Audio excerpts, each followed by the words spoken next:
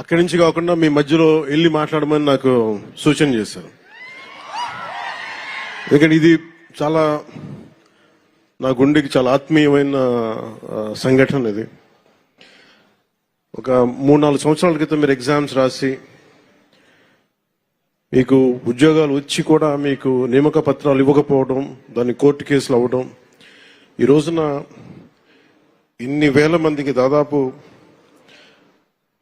6,100 పోస్టులు ఈరోజు ఈ విధంగా ఒక పండగ వాతావరణం జరుపుకుంటున్నామంటే దానికి మూల కారకులు గౌరవ ముఖ్యమంత్రి శ్రీ నారా చంద్రబాబు నాయుడు గారు. నేను మనస్ఫూర్తిగా వారికి కూటమి ప్రభుత్వం రావాలి అని ఎందుకు ఇంత తపన పడ్డాను అంటే, మీ బంగారు భవిష్యత్తు పాడవకూడదు.